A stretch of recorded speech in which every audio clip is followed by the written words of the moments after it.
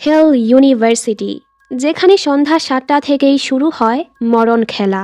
ছাত্রছাত্রীরা যা ইচ্ছে তাই করতে পারে।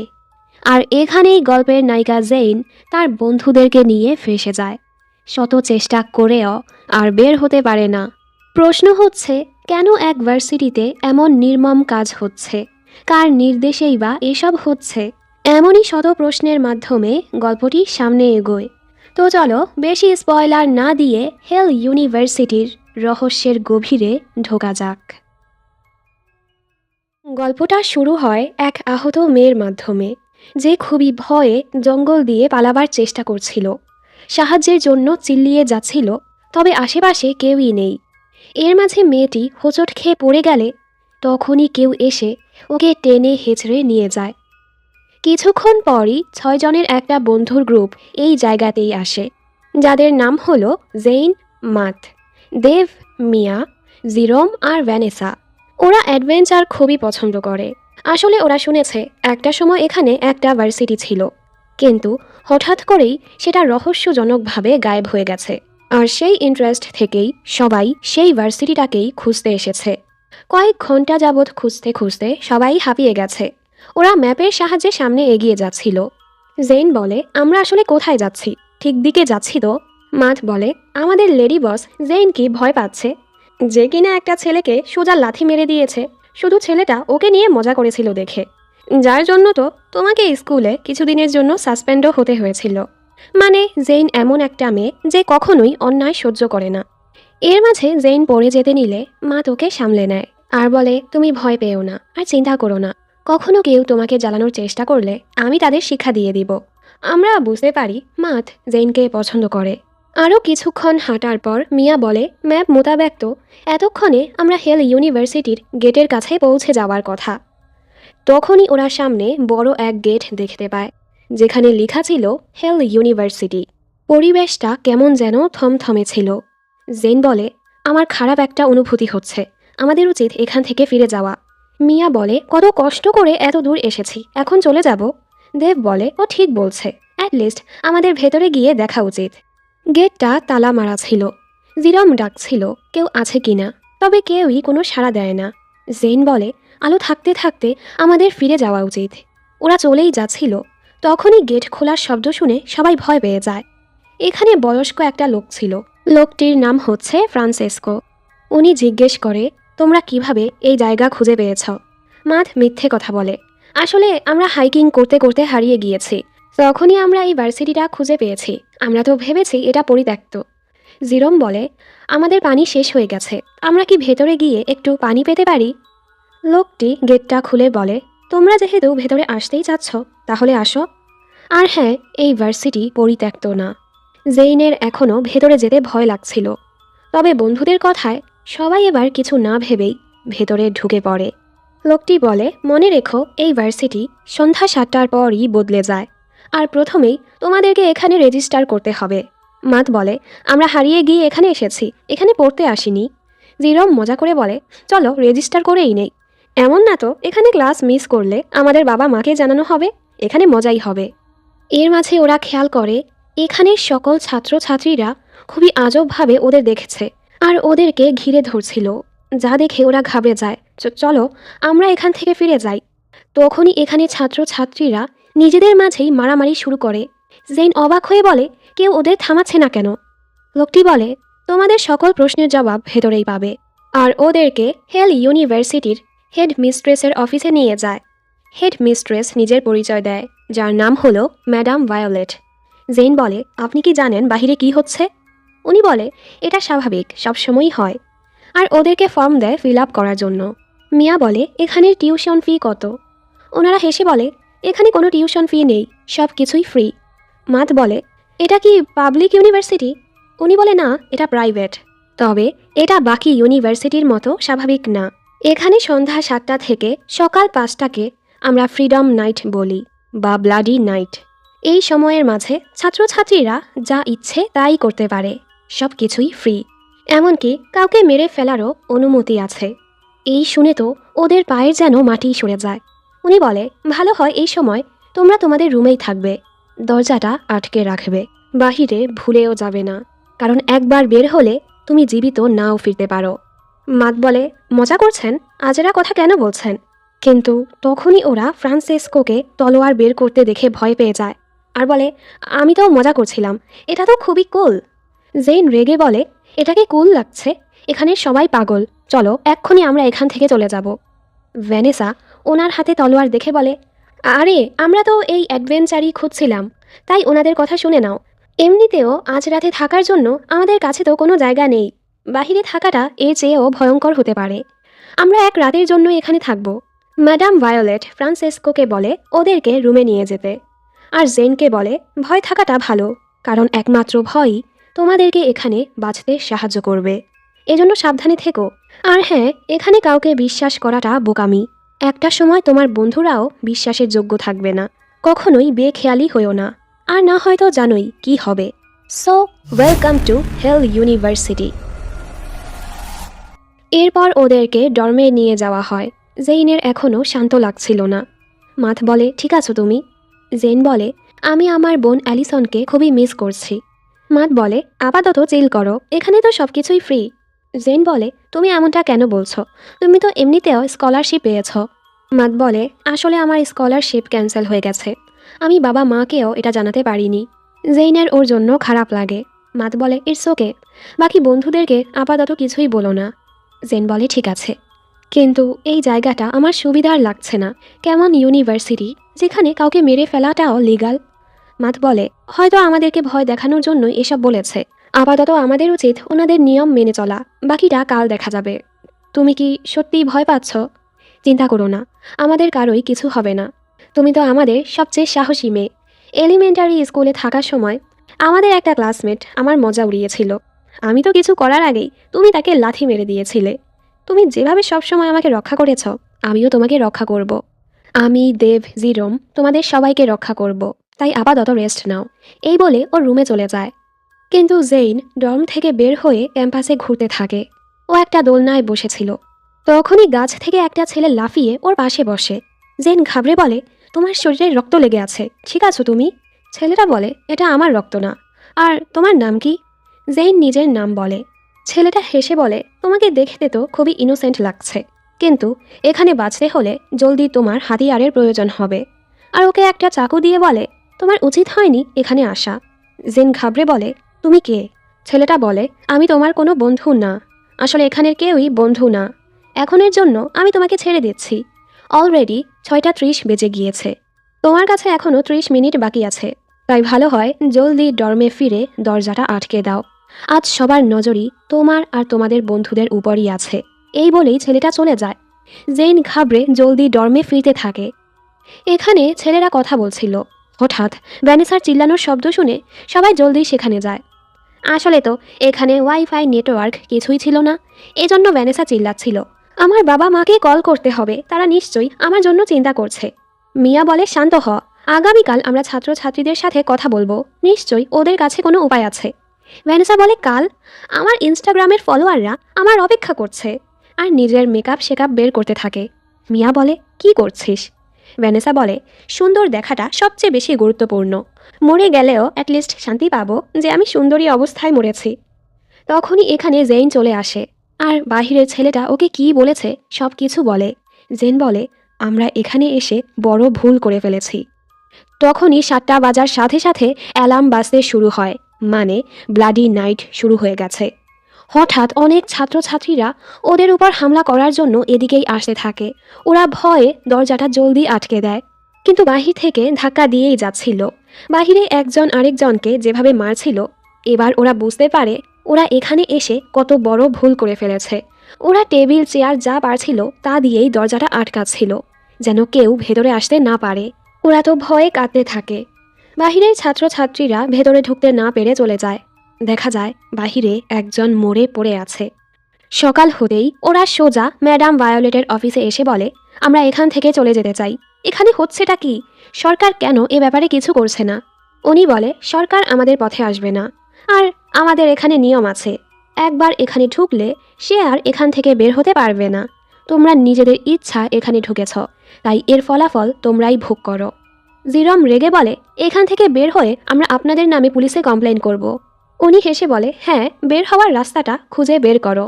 তুমি যদি রাস্তা খুঁজে বের করতে পারো, কেউই তোমাকে থামাবে না। তো ভালো হয় ইউনিফর্ম পরে এক্ষুনি ক্লাসে যাও।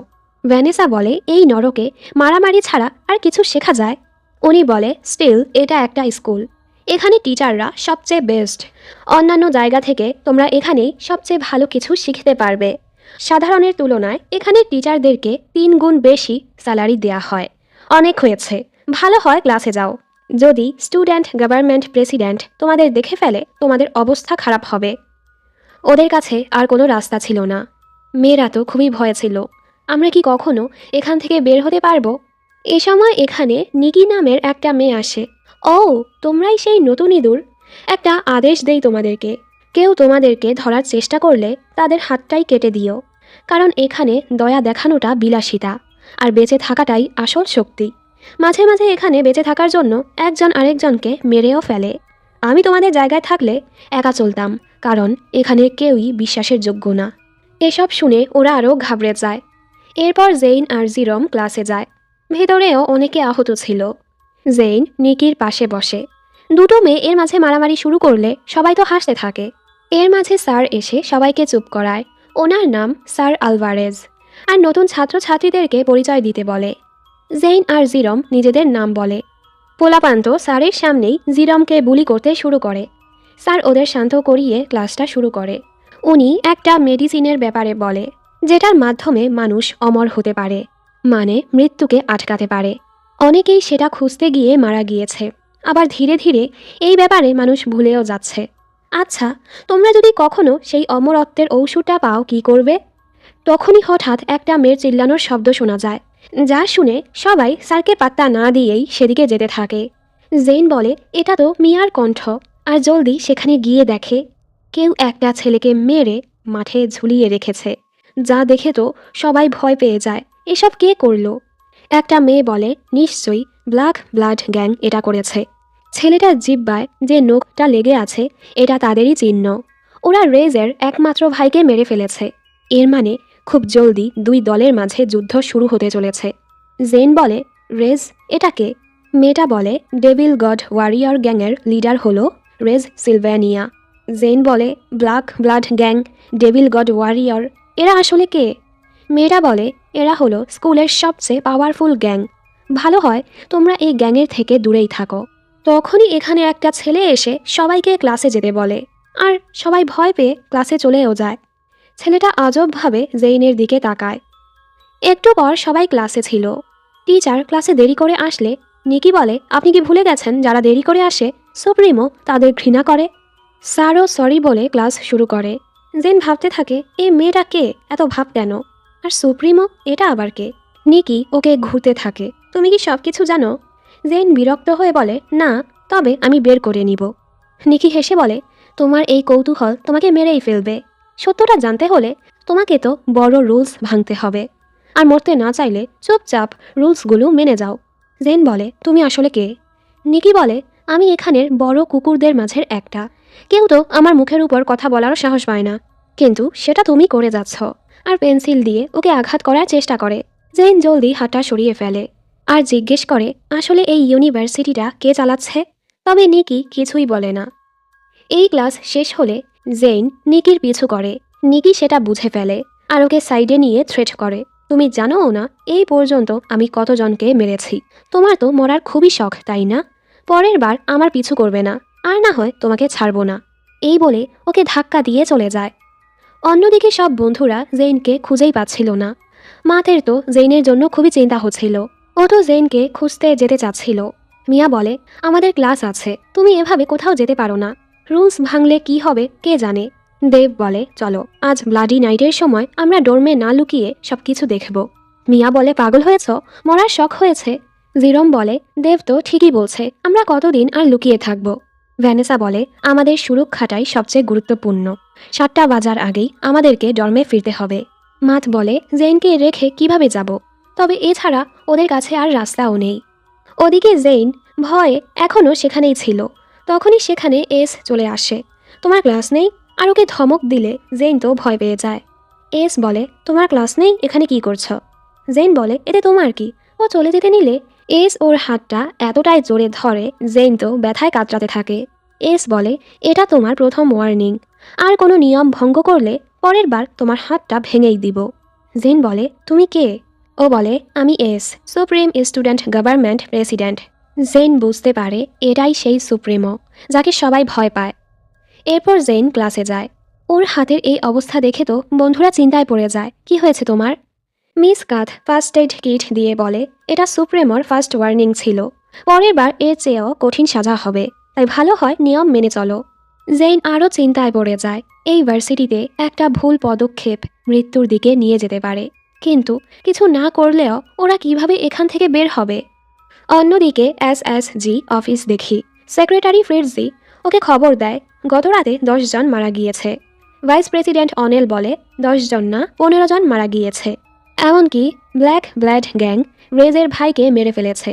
এমনটা চলতে থাকলে 2 গ্যাংয়ের মাঝে যুদ্ধ হবে। আর নতুন ছাত্রছাত্রীদের ব্যাপারেও খোঁজ লাগিয়েছি। সবাই স্বাভাবিকভাবে চললেও জেইন অন্যরকম। শোনা গিয়েছে ও খুবই সাহসী একটা মেয়ে, এমনকি প্রথম ব্লাডি নাইটেও ওকে বাহিরে দেখা গিয়েছে।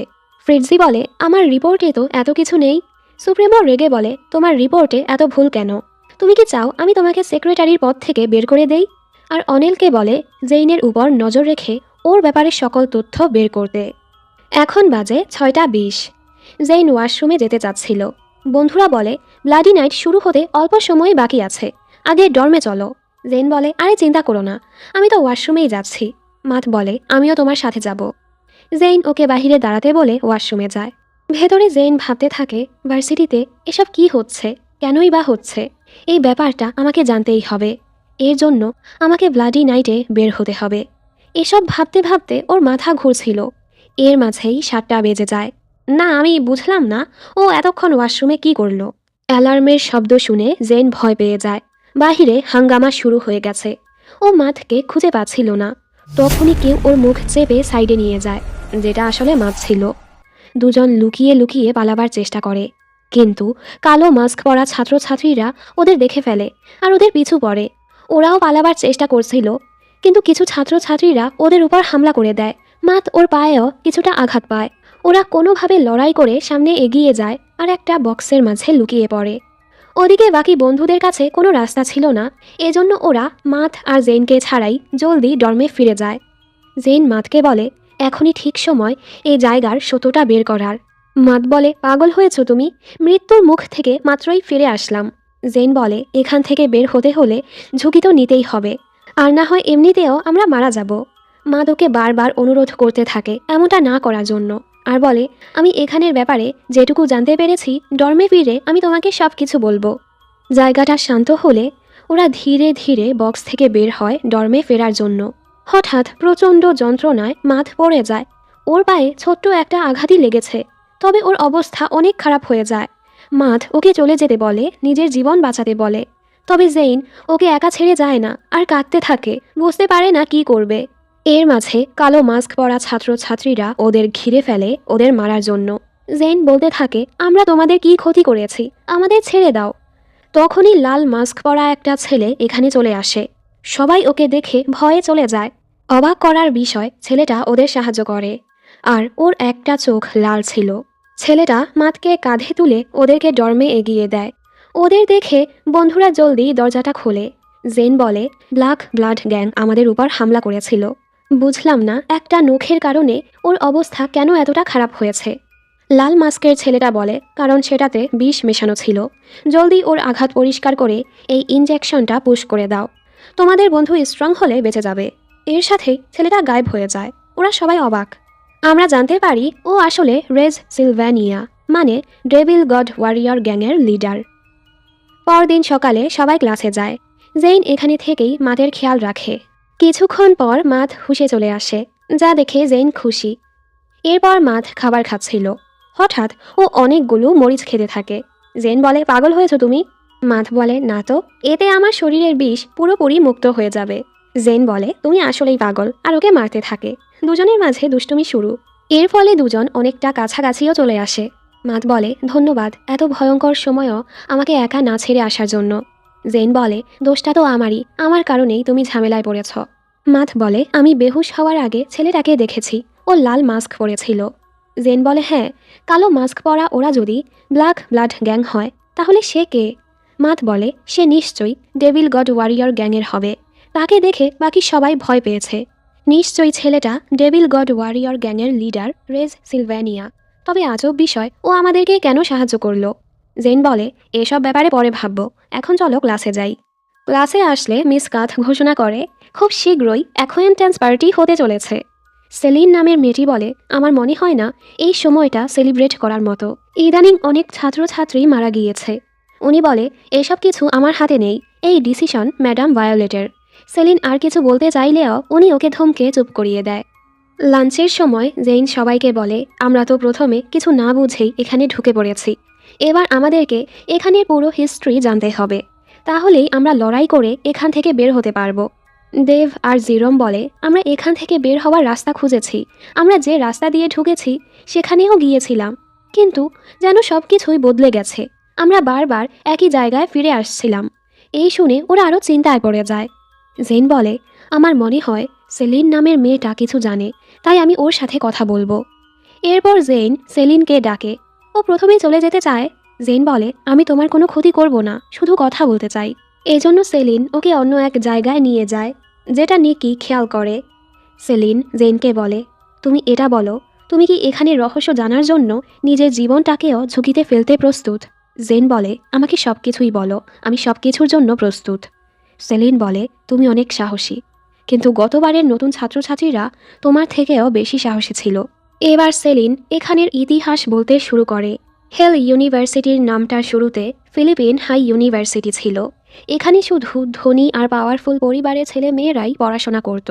কিন্তু সব কিছু বদলে যায় যখন এই ভার্সিটির ফাউন্ডার ডাক্তার কিজন পাগলের মতো আচরণ করতে শুরু করে।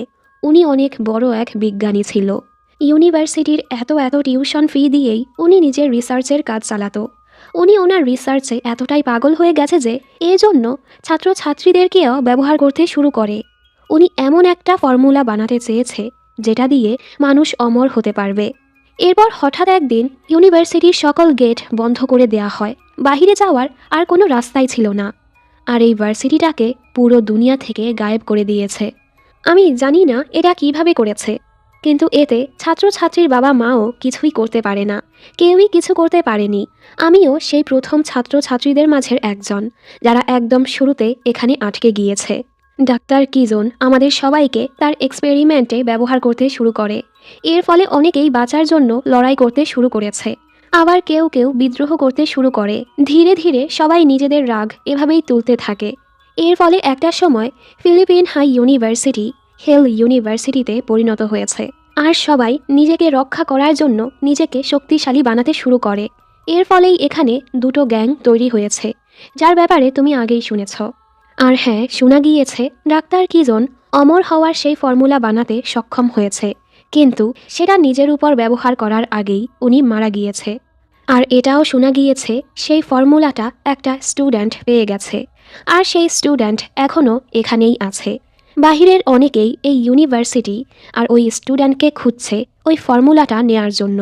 এই তথ্যটাই হেল ইউনিভার্সিটির সবচেয়ে বড় সিক্রেট। যার কাছে ওই ফর্মুলাটা আছে তার জীবন এখন ঝুঁকিতে। তাকে খুঁজে পেলেই ওনারা তাকে মেরে দিবে। চিন্তার বিষয়, এই ফর্মুলাটা খারাপ মানুষের হাতে গেলে কি হবে? আর হঠাৎ করেই সেলিন হাসতে হাসতে বলে, তুমি এখানের সবচেয়ে বড় সিক্রেট জেনে গেছো। এর মানে তুমিও আর কখনোই এখান থেকে বের হতে পারবে না। এসব বলে ও চলে যায়। জেন পুরো নিস্তব্ধ হয়ে যায়। ও কি করবে বুঝতে পারে না। হঠাৎ নিকি এসে বলে, কেমন লাগলো কাহিনীটা? তুমি তো মাত্র অর্ধেকটাই জেনেছ। তুমি যতই এর মাঝে ঢুকবে তোমার মৃত্যু ততটাই ঘনিয়ে আসবে। এরপর জেন ওর বন্ধুদের কাছে আসে। মিয়া বলে, লাইব্রেরিয়ান মিস লিনোরা আমাদেরকে বলেছে এখানে সত্যটা জানতে চাইলে এখানে একেবারে ফেসে যেতে হবে। উনি আমাদেরকে একটি কাগজ দিয়ে বলেছে কোনো তথ্য বের করার চেষ্টা না করে এখান থেকে বের হওয়ার রাস্তা খুঁজতে। এজন্য আমাদেরকে এখানের টপ 10 র্যাঙ্কে যেতে হবে। জিরোম বলে, কিসের র্যাঙ্ক? ক্লাসের? মিয়া বলে, না, শুধু ক্লাসের না, পুরো হেল ইউনিভার্সিটির টপ 10 র্যাঙ্কে আসতে হবে। কাগজে টপ 10-এর নাম ছিল। একদম প্রথমে রেজ সিলভ্যানিয়ার নাম ছিল, যে ডেভিল গড ওয়ারিয়র লিডার। দ্বিতীয়তে এস মানে সুপ্রেমো। তৃতীয় নাজির লুমিয়া। যে কিনা ব্ল্যাক ব্লাড গ্যাংয়ের লিডার। ভ্যানেসা বলে, এর মানে আমরা কোনো ঝামেলায় না পড়ে শুধু র্যাঙ্ক বাড়ানোর কাজে লেগে পড়ি, তাহলেই আমরা এখান থেকে বের হতে পারবো। মিয়া জেনকে জিজ্ঞেস করে, সেলিনের থেকে কি জানতে পারলে? জেন ভাবে যদি ওদেরকে হেল ইউনিভার্সিটির সিক্রেট জানানো হয় ওদের জীবনও ঝুঁকিতে পড়বে, এজন্য জেন ওদের কিছু বলে না। এর মাঝে দুটো ছেলে অ্যাকোয়েন্টেন্স পার্টির পোস্টার নিয়ে মারামারি শুরু করে। তখনই ম্যাডাম ভায়োলেট চলে আসে। উনি কিছু না বলেই স্টেজে যায়। সুপ্রেমো এসে ওদেরকে থামায়। ম্যাডাম ভায়োলেট ঘোষণা করে শুক্রবার রাতেই পার্টি হবে, যেখানে সবাইকে মাস্ক পরে আসতে হবে। তবে লাল আর কালো মাস্ক পরা যাবে না, কারণ সেগুলো ওই গ্যাংয়ের সিম্বল।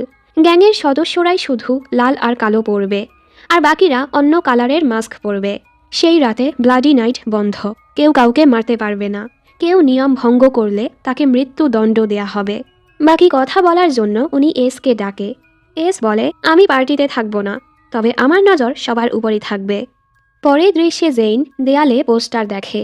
এসএসজি সেক্রেটারি পদের জন্য নতুন মেম্বার রাখা হবে, মানে ফ্রিটজিকে সেক্রেটারি পদ থেকে সরানো হচ্ছে। তখনই ফ্রিটজি এসে ভাব মেরে জেনকে ধাক্কা দিয়ে বলে, আমার রাস্তা থেকে সরছো না কেন? তুমি জানো না আমি কে? জেন হেসে বলে, ফরমার সেক্রেটারি, তোমাকে সেখান থেকে বের করে দেওয়া হয়েছে। ফ্রিটজি ভাব মেরে ওকে কথা শোনাতে থাকে। জেন বলে, তোমাকে লাথি মেরে তোমার পদ থেকে সরিয়ে দেওয়া হয়েছে, আর কাগজটা ওর মুখে মারে। ফ্রিটজি তো রেগে ওকে মারতে শুরু করে, ওর চুল ধরে মাথায় ইচ্ছে মতো আঘাত করে। জেইনের অবস্থা অনেক খারাপ হয়ে যায়। এর উপর অনেল এসে ওর উপর চিল্লাতে থাকে, তোমার সাহস কি করে হয় এসএসজি সেক্রেটারির সাথে লড়াই করার? আর ওকে মারতেই যাচ্ছিল, তখনই এস এসে ওকে সরিয়ে দেয়। তোমরা যদি কখনো জেইনের গায়ে আর হাতও তোলার চেষ্টা করেছ, তোমাদের জন্য সেটা থার্ড ওয়ার্নিং হবে। অনিল বলে, দোষটা জেইনের। তবে এস রেগে সবাইকে চলে যেতে বলে। সবাই তো ভয়ে পালায়। এর মাঝে জেইন পড়ে যেতে নিলে এস ওকে সামলায়। জেইন বলে, আমাকে এক্ষুনি মেরে ফেলো। এস বলে, তোমার শাস্তি পাওয়ার জন্য তোমাকে প্রথমে সুস্থ হতে হবে। আর ওকে কোলে তুলে বলে, কারণ তুমি আমার সেক্রেটারি হওয়ার যোগ্য, তাই তুমি এখনই মরতে পারো না। আর ওকে জলদি নার্সিং রুমে নিয়ে আসে, আর বলে, আমি আমার সেক্রেটারির মাথায় কোনো দাগও দেখতে চাই না। জেন বলে, ওয়ে, আমি সেক্রেটারি হওয়ার জন্য রাজি হইনি। এস ওকে বার্তা না দিয়ে চলে যায়, মানে জেন রাজি হোক বা না হোক, ওকে তো সেক্রেটারি হতেই হবে। কিছু সময় পর জেইন হুশে আসলে দেখে ওর বন্ধুরা ওর পাশেই বসে আছে। ওদের তো জেইনের জন্য চিন্তা হচ্ছিল। জেইন বলে, আরে, ওনেল আমাকে মারতে নিয়েছিল, কারণ ওর গার্লফ্রেন্ডের সাথে আমার ঝগড়া হয়েছে।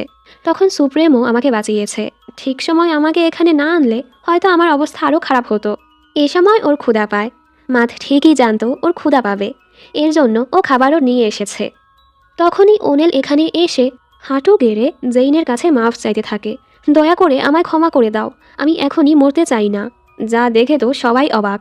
জেইনও ওকে মাফ করে দেয় আর ওকে চলে যেতে বলে। অ্যাকোয়ান্টেন্স পার্টির রাত চলে আসে। সবাই এখানে মজা করছিল। জেইনরাও সেখানে চলে আসে। ওরা বলে, যদিও আজ কোনো হামলা হবে না, এরপরও আমরা সবাই একসাথে থাকব, কারণ এখানের কাউকেই বিশ্বাস করা যায় না। ফ্রিটজি ছিল পার্টির হোস্ট। ও বলে, সবাইকে খুবই সুন্দর লাগছে, কিন্তু দামি ডিজাইনার ড্রেস পরেও নতুন ছাত্রছাত্রীদেরকে আগলিই লাগছে, মানে সবার সামনে ওদের অপমান করে। এরপর একে একে প্রধান 3 জন সদস্যকে স্টেজে ডাকা হয়।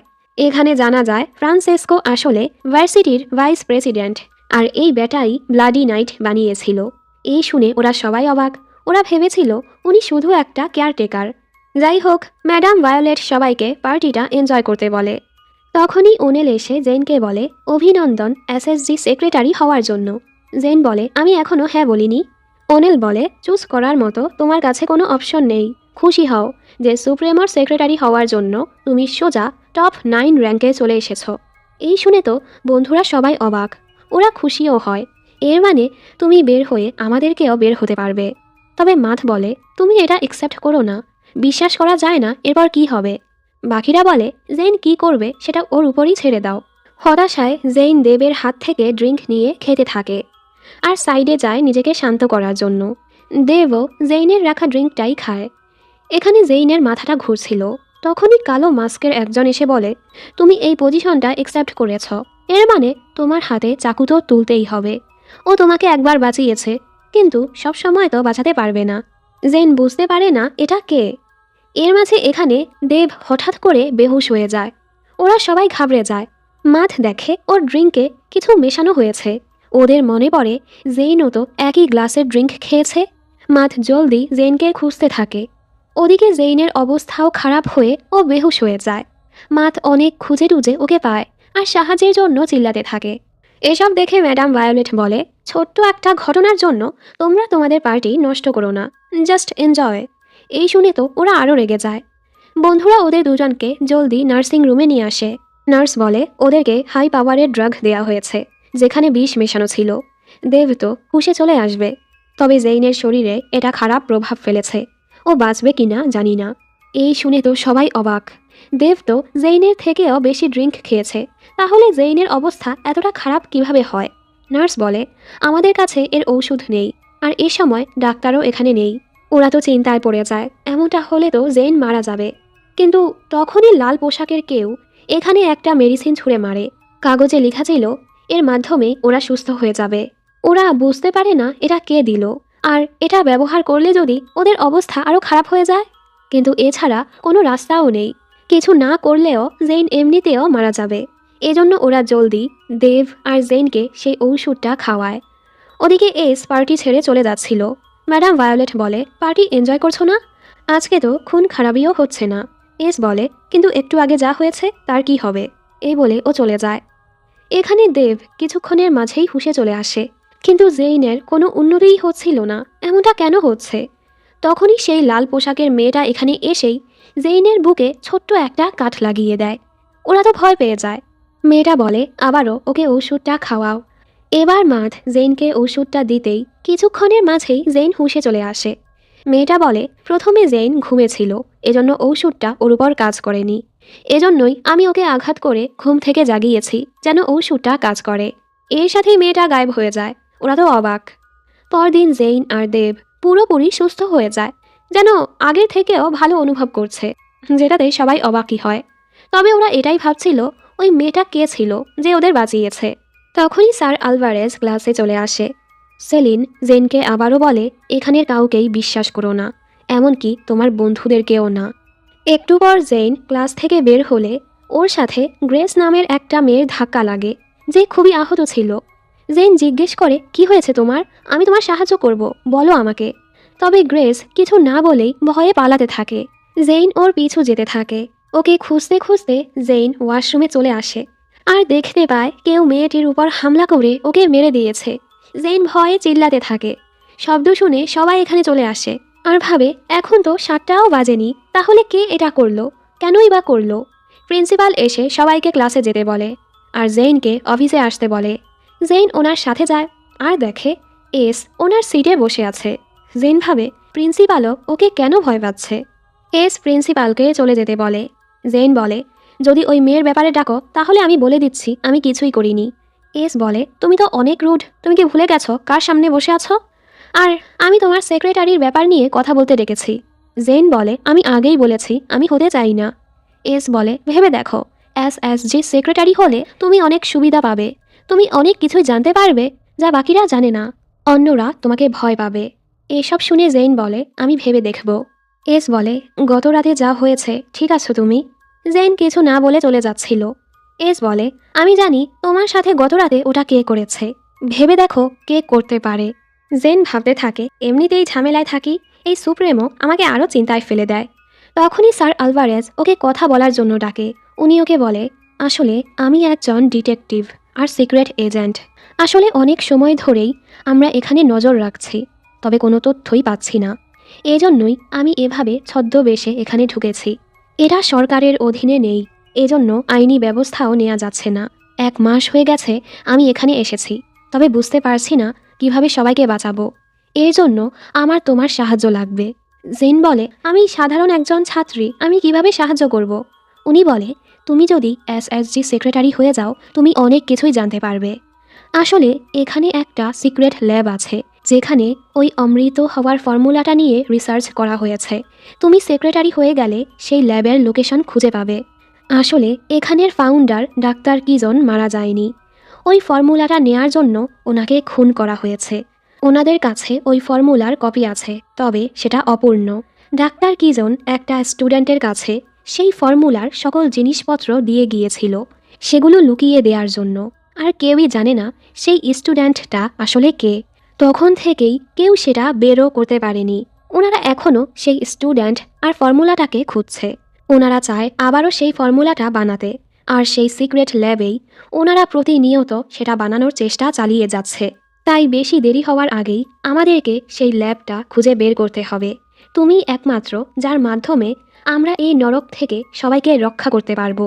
এর জন্য তুমি এসএসজি সেক্রেটারি হয়ে যাও। জেন বলে, কিন্তু আমি আপনাকেও বিশ্বাস করতে পারছি না। আশা করি আপনি বুঝতে পারবেন। এরপর জেন এসব ব্যাপারেই ভাবছিল। ও লাইব্রেরিতে গিয়ে স্কুলের ইতিহাসের বইগুলো পড়তে থাকে। তবে কোথাও সেই ল্যাবের ব্যাপারে কিছুই লেখা নেই। মাত ওর কাছে এসে বলে, বের হওয়ার রাস্তা থাকলে তো কবেই পেয়ে যেতাম।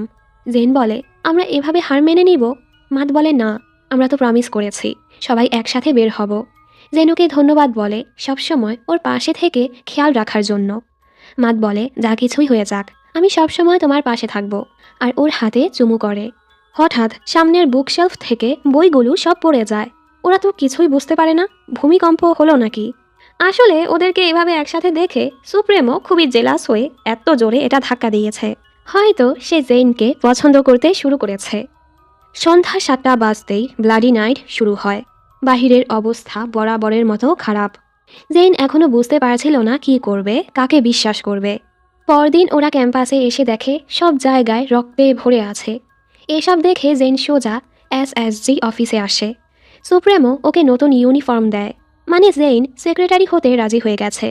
জেইন কাপড় চেঞ্জ করতে যাচ্ছিল। এস বলে, কোথায় যাচ্ছ? এখানেই চেঞ্জ করো। জেন বলে, তোমার সামনে? এস বলে, কেন, কি হয়েছে? আমার সামনে চেঞ্জ করতে চাও? জেন বলে, তোমার স্বপ্নে। এস হেসে দরজার সামনে গিয়ে পাহারা দিতে থাকে। জেন বলে, আজ খুবই জেন্টেলম্যান সাজছে। আসলে তো তুমি একটা খারাপই। ওদিকে বন্ধুরা ভাবছিল জেন সেক্রেটারি হয়ে গেলে ওর কাছে পাওয়ার আসবে, ওদেরকে ভালো মতো রক্ষাও করতে পারবে। মিয়া বলে, কিন্তু ও যদি এস এর দুনিয়ায় আটকে পড়ে আর কখনো বের হতে না পারে? দেব বলে, পাওয়ার মানুষকে চেঞ্জ করে দেয়। মাথ বলে, জেইন এরকমটা না, আর আমরা জানি না সেক্রেটারি হওয়ার পর জেইনের সাথে কি হবে। আর ওই এসকে তো আমি একদমই বিশ্বাস করি না। ওর কথা শুনে সবাই হাসে। তুই তো জেলাস হচ্ছিস। ওদিকে জেইন কাপড় চেঞ্জ করে আসলে এস ওকে উপর থেকে নিচ পর্যন্ত দেখতে থাকে আর হেসে বলে, তোমাকে এটা মানিয়েছে। বন্ধুরা কথা বলছিল, তখনই জেইন এস এর সাথে এখানে চলে আসে। সবাই জেইনকে দেখে অবাক যে ও এসএসজি সেক্রেটারি হয়ে গেছে। কয়েকজন প্রথমে জেইনের মজা নিচ্ছিল, পরে বুঝতে পারে জেইন সত্যি এসএসজি সেক্রেটারি হয়ে গেছে, যে এখন টপ 9 র্যাঙ্কে। জেইনের আচরণও বদলে যায় আর সবাইকে ওর সামনে থেকে সরতে বলে। সবাই ভয় পেয়ে সাইডে চলে যায়। জেইন ওর বন্ধুদের সাথে কথা বলতে চাচ্ছিল, তবে এস ওকে সাথে করে অফিসে নিয়ে যায়। এস ফ্রিডজিকে বলে, তুমি এখানে কি করছো? এখন আর তোমার এখানে অধিকার নেই। ফ্রিডজির অনেক রাগ হয়, আরও জেইনকে ধাক্কা দিয়ে চলে যায়। বাকিদেরও অনেক রাগ হয়। এস ওদের বলে, তোমরা জেইনকে সম্মান করবে, এটা আমার আদেশ। আরও জেইনকে বলে, এখন থেকে তোমাকে আমার সাথেই থাকতে হবে আর আমার কথা শুনতে হবে। জেইন অবাক। পরের দৃশ্যে মিউজিক ক্লাস চলছিল। কাজের কারণে জেইনের কিছুটা দেরি হয়ে যায়। তখনই একটা ছেলে ওকে পাশে বসতে বলে, এমনকি নিজের মিউজিক শিটও ওর সাথে শেয়ার করে। জেইন কিছুই বুঝতে পারছিল না, ছেলেটা ওর সাহায্যও করে। অন্যদিকে ফ্রিডজি আর মিস কাথ জেইনের উপর অনেক রেগেছিল। ওরা তো ভাবছিল কিভাবে জেইনকে শিক্ষা দেয়া যায়। ক্লাস শেষে জেইন এখনও মিউজিকের কিছুই বুঝতে পারছিল না। তখন ছেলেটা ওর সাহায্য করে। ওর স্কিল দেখে জেইন ইমপ্রেস হয়ে যায়। এরপর জেইন কিছুটা ভালো করে আর জিজ্ঞেস করে, তোমার নাম কি? ছেলেটা বলে, নাজির লুমিয়া। এই শুনে জেইন অবাক, কারণ নাজির লুমিয়া আসলে ব্ল্যাক ব্লাড গ্যাংয়ের লিডার, যেটা কেউই জানে না। নাজির সবার সামনে একটা সাধারণ বোকাশোকা ছেলের মতোই থাকে। নাজির ওকে ধরে বলে, আমি চাইলে তোমাকে এখানেই মেরে ফেলতে পারি, তবে তোমাকে একটা সুযোগ দিচ্ছি, আমার গ্যাংয়ে জয়েন হয়ে যাও, আমি তোমাকে রক্ষা করব। জেইন বলে, কখনোই না, দরকার পড়লে আমাকে মেরে ফেলো। তখনই 3টা ছেলে এসে নাজিরকে ধরে, কারণ সবাই ভাবে ও বোকাশোকা একটা ছেলে।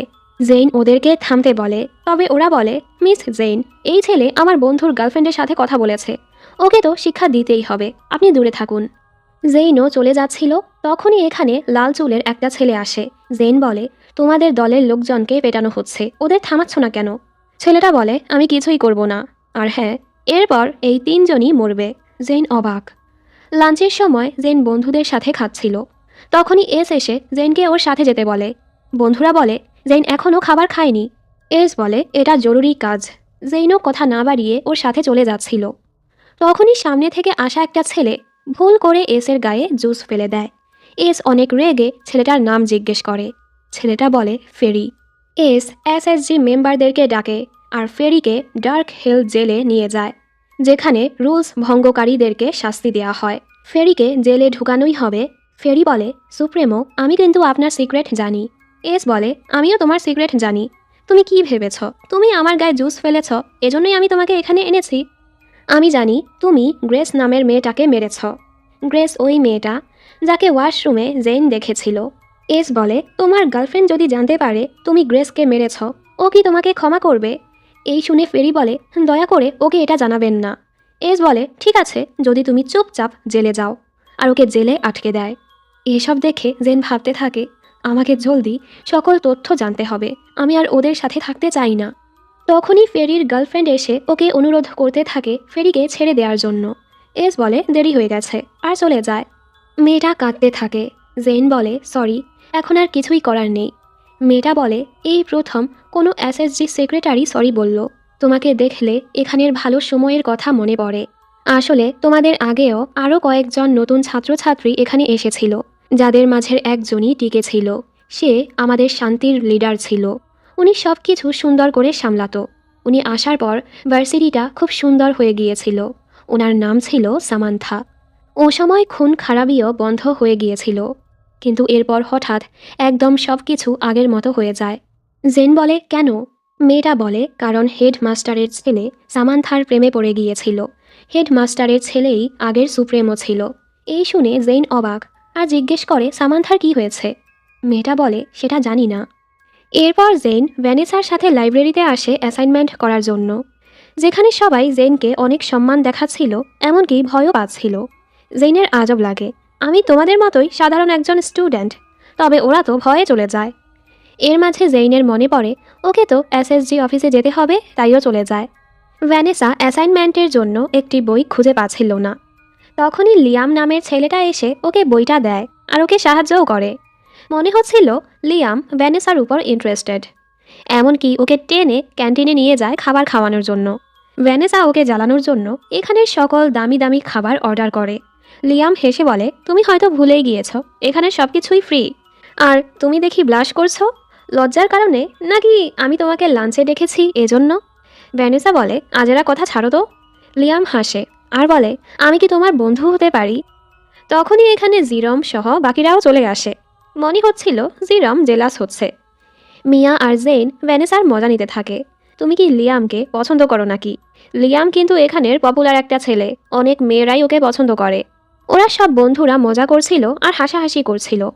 শব্দ শুনে পাশের একটা মেয়ে অনেক রেগে যায় আর একটা গ্লাস তুলে ইচ্ছে করেই সেটা ভেঙে ফেলে আর চিল্লাতে থাকে এসব কিছু তোমাদের জন্যই হয়েছে, তোমরা এত শব্দ করেছ, এজন্যই গ্লাসটা পড়ে ভেঙে গিয়েছে। লিয়াম জলদি ওর কাছে গিয়ে বলে ঠিক আছো তুমি? মেয়েটা বলে না, আমার পা হয়তো কেটে গিয়েছে।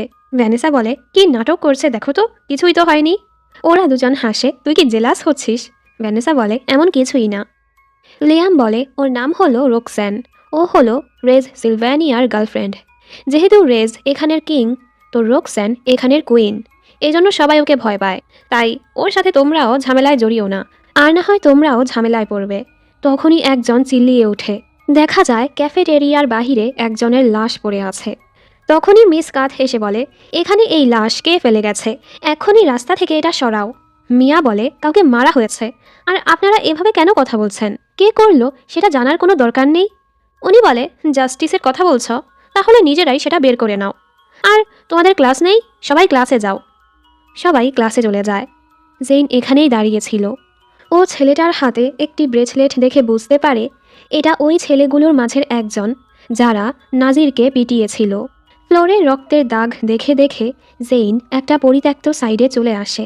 তখনই ও সেখানে একটা ছেলেকে নিজের গলাতেই চাকু ধরে থাকতে দেখে। ছেলেটার নাম ছিল পাওলো, আর বলছিল আমাকে বিশ্বাস করো, আমার কোনো দোষ নেই, আমি এটা করতে চাইনি। জেইন বলে কি হয়েছে আমাকে বলো, আমি সাহায্য করব। ও বলে তুমি আমাকে বিশ্বাস করবে না, আমি জানি, আর ওর উপর হামলা করার চেষ্টা করে। জেইন ওকে মেরে পালাবার চেষ্টা করে, তবে পাওলো আবারও ওকে ধরে ফেলে। তখনই পাওলোর বন্ধু জুলস এসে বলে, আমি তোকে বিশ্বাস করি।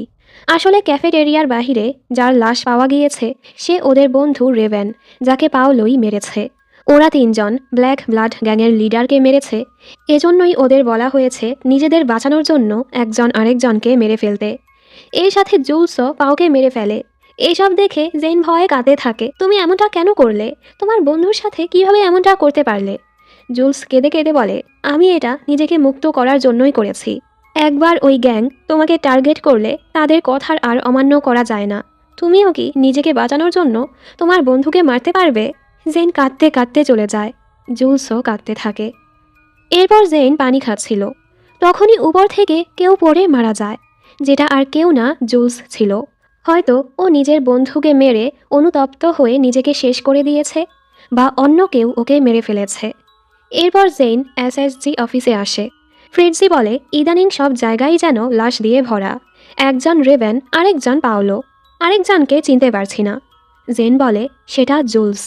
পরের দৃশ্যে সুপ্রিমো এই হত্যাগুলো নিয়েই কথা বলছিল। ব্ল্যাক ব্লাড গ্যাং ইদানিং বেশিই করছে। কেউ তো এখন আর আমাদের রুলসই মানছে না। এমনটা চলতে থাকলে একটা সময় কেউই আমাদের ভয় পাবে না। তাই তোমরা তোমাদের কাজ ভালো মতো করো। জেইন এ সময় পানি খেলে এস রেগে বলে, তুমি কি চাচ্ছ তোমার স্ন্যাক্স ব্রেকের জন্য আমি মিটিংটা থামিয়ে দেই? জেইন বলে, এখানে এত ওভার রিয়াক্ট করার কি আছে? আমি তো পানিই খাচ্ছিলাম।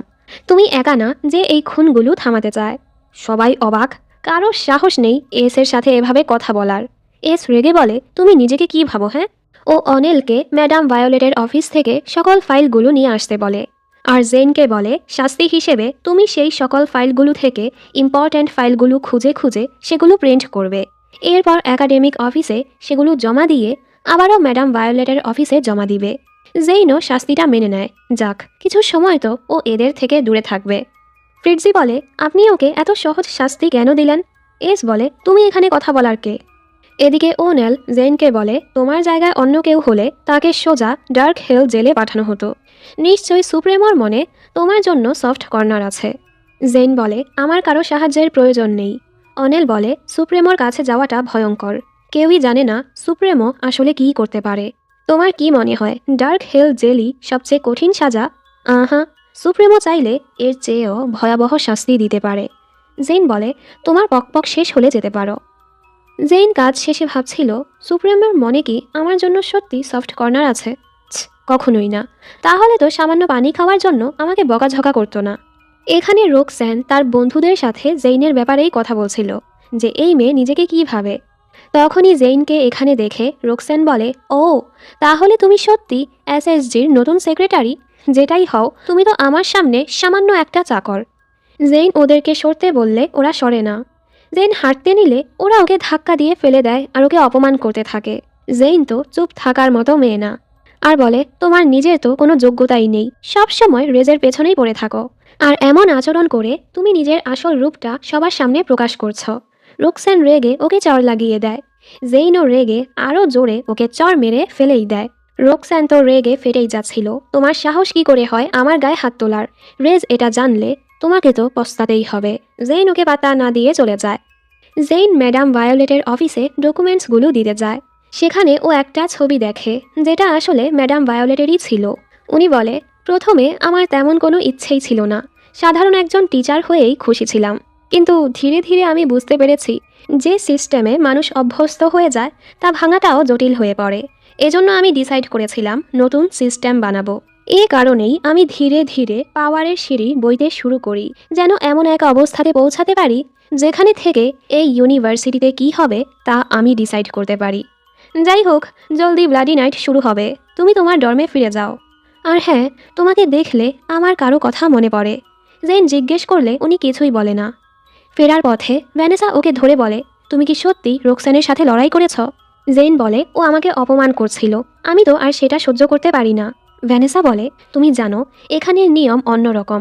এসব কিছু করে তুমি শুধু নিজেকে না, আমাদেরকেও ঝামেলায় ফেলছ। তুমি কি বুঝতে পারছো না? তুমি এ সময় স্বার্থপরের মতো আচরণ করছো। অন্যদের ব্যাপারেও তোমার ভাবা উচিত। এইসব শুনে জেইন চুপ হয়ে যায়। এরপর সব বন্ধুরা মিলে অ্যাসাইনমেন্ট করছিল। এই সময় সুপ্রেমো ওকে অফিসে ডাকে। জেইন যাওয়ার সময় মাথ ওর পিছু আসে আর দুষ্টুমি করে ওকে ভয় দেখায়। ও জিজ্ঞেস করে, ঠিক আছো তুমি?